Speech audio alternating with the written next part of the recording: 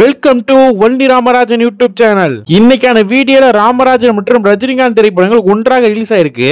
அதெல்லாம் என்னென்ன திரைப்படங்கள் தான் இன்னைக்கான வீடியோல டீடைலா பார்க்க போறோம். நம்ம இன்னைக்கான வீடியோக்குள்ள போறதுக்கு முன்னாடி நம்ம சேனலை பார்க்குற நிறைய பேர் லைக் பண்ணாமல பாக்குறீங்க.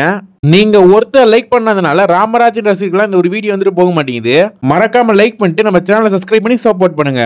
ராமராஜன் மற்றும் ரஜினிகாந்த் திரைப்படங்கள் முதல்ல 1987 தான் ரிலீஸ் ஆயிருக்கு. ஒன்னா அது என்ன திரைப்படம்னு பார்த்தோம் அப்படின்னா மனதில் உறுதி வேண்டும், நேரம் நல்லா இருக்கு. இந்த இரண்டு திரைப்படமும் 21 அக்டோபர் 1987 வந்து ரிலீஸ் ஆயிருக்கு. அடுத்து இவங்க ரெண்டு பேரோட திரைப்படமும் அடுத்த வருஷம் வந்து 1988 வந்து மோதுது.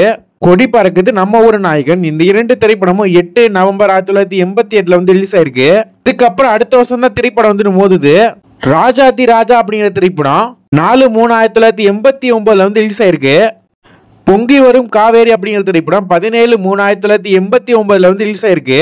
இந்த திரைப்படங்களுக்கு அப்புறம் 1989 மீண்டும் ஒரு கிளாஸ் நடக்குது.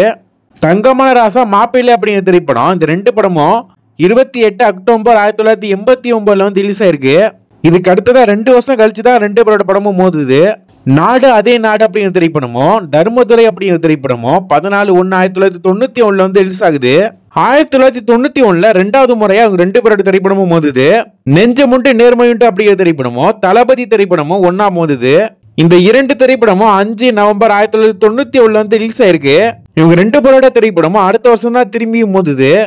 பொண்ணுக்கேத்த புருஷன் அப்படிங்கிற திரைப்படமும் அண்ணாமலை திரைப்படமும் இந்த இரண்டு திரைப்படமும் 27 ஜூன் 1992 வந்து ரிலீஸ் ஆகுது.